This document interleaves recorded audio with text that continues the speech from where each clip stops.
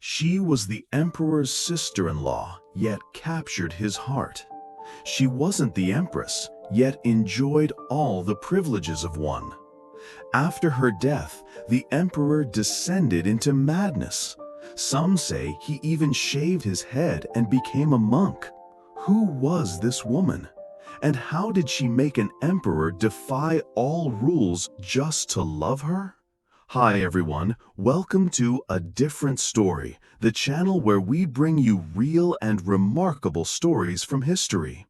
Today, by popular request, we're diving into one of the rarest tales of true royal love, the tragic romance between Emperor Shunzhi of the Qing Dynasty and Consort Dong.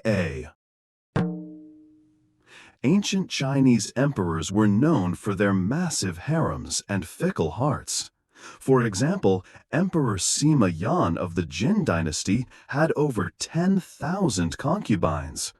But there were exceptions, like Ming Dynasty's Emperor Hongzhi, who famously had only one wife his entire life. We've covered both of them in previous videos, so go check them out if you're curious. And today's main character, Emperor Shunzhi, the first Qing emperor to rule from inside the Great Wall, was not a monogamist, but he was deeply devoted to one woman. Her name, Dong. Shunzhi became emperor at age 6 and began ruling on his own at 13. Around that time, a young woman quietly entered his life. Dong was the daughter of a general. She was smart, well-read, and a gifted calligrapher. Graceful and gentle, she had the bold spirit of a northern woman and the softness of a southern lady. That unique charm was rare within the palace walls. Originally, Dong was married to Shunzhi's younger brother, Prince Bagua. Due to palace traditions, noble women sometimes assisted with royal ceremonies. It was during one of these events that she met the emperor, and an intense, forbidden romance began. Their relationship was soon discovered by Empress Dowager Xiao Zhuang, one of the most powerful women in Qing history. We'll do a video on her too if you're interested. Let us know in the comments. She was furious and immediately abolished the ceremonial service system that had brought Dong into the palace. She also scolded the emperor harshly. Prince Bagua, Dong-A's husband, was enraged and confronted her. When Shunzhi found out, he was devastated. He punished his brother, who later died in depression. Shortly after, Shunzhi brought Dong into the palace. Upon arrival, she was immediately made Consort Sien, a remarkably high rank for a newcomer. Quick explainer. In the Qing court, there were 8 ranks for imperial consorts, from lowest to highest. 8. Attendant, 2 maids. 7. Constant companion, 3 maids. 6. Noble lady, 4 maids. 5. Concubine, max 6, 5 maids and a private residence. 4. Consort, max 4, 6 maids. 3. Noble consort, max 2, from noble families. 2. Imperial noble consort, only 1. 1. Empress, supreme rank, 10 maids, manager of all. Most women entered as 7th or 8th rank and rose based on favor or childbirth. But Dong started at level 4. Within 3 months, she was promoted to Imperial Noble Consort, just 1 step below Empress. An unprecedented rise. Why wasn't she promoted to Empress?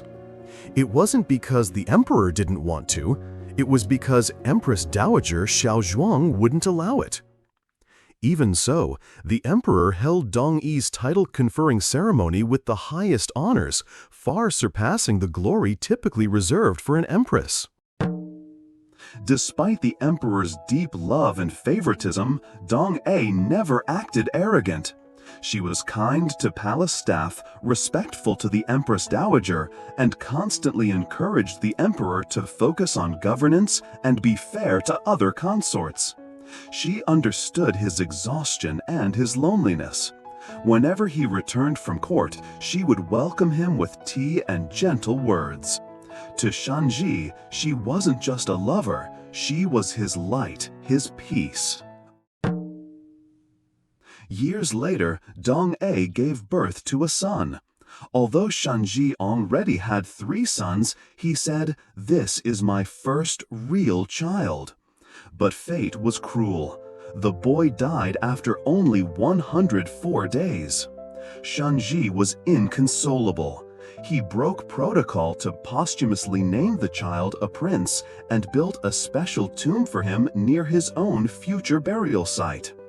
Dong-A, heartbroken, couldn't sleep and soon fell ill. Even while sick, she continued caring for Empress Dowager and tried to comfort the grieving emperor. Her selflessness only deepened Shunzhi's love and regret. Dong-A's health declined rapidly.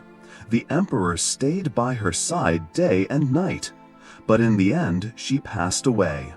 Shunzhi was shattered. He gave her a state funeral, something no consort had ever received, and posthumously named her empress.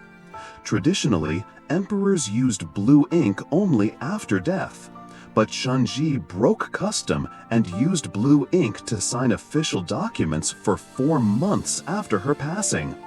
He even expressed the desire to become a monk, only stopped by his mother and court officials.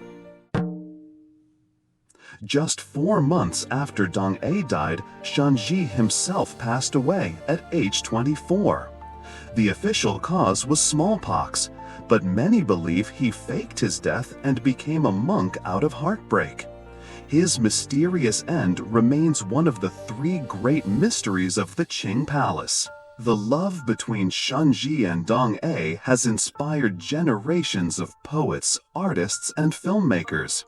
He broke all palace rules for her. She endured all pain for him.